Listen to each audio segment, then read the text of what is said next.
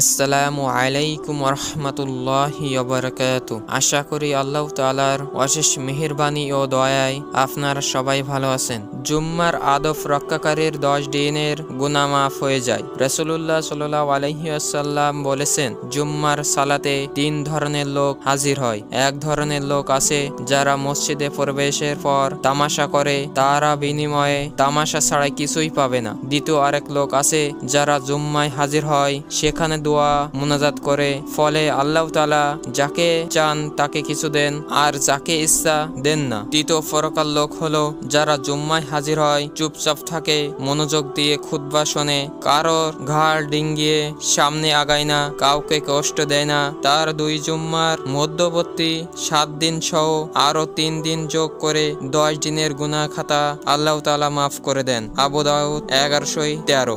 এছাড়া যে ব্যক্তি আদব রক্ষা করে, জুম্মার সালাত আদায় করে, তার প্রতিটি পদক্ষেপের বিনিময়ে তার জন্য পুরো 1 বছরের রোজা থাকার ও রাত জেগে তাহাজ্জুদ নামাজ পড়ার সওয়াব লেখা হয়। আউস বিন আউস আস-সাকাফি রাদিয়াল্লাহু আনহু থেকে বর্ণিত, রাসূলুল্লাহ সাল্লাল্লাহু আলাইহি ওয়াসাল্লাম বলেছেন, জুম্মার দিনে যে ব্যক্তি গোসল করার নিজেও ফরজ গোসল করে, আগে মসজিদে আগমন করে এবং নিজেও প্রথম ভাগে মসজিদে গমন করে, পায়ে হেঁটে মসজিদে যায়, ইমামের কাছাকাছি গিয়ে বসে মনোযোগ দিয়ে খুতবা শোনে, কোনো কিছু নিয়ে খেয়াল তামাশা করে না, সে ব্যক্তি প্রতিটি পদক্ষেপের জন্য রয়েছে বছরব্যাপী রোজা পালন, সারা বছর রাত জেগে ইবাদত করার সমতুল্য সওয়াব। জুম্মার নামাজ আদায়কারীদের জন্য 2 জুম্মার মধ্যবর্তী গুনাহে কাফফারা স্বরূপ। রাসূলুল্লাহ সাল্লাল্লাহু আলাইহি ওয়াসাল্লাম বলেছেন, 5 বেলা নামাজ আদায় 1 জুম্মা থেকে পরবর্তী জুম্মা, 1 রমজান থেকে পরবর্তী রমজান,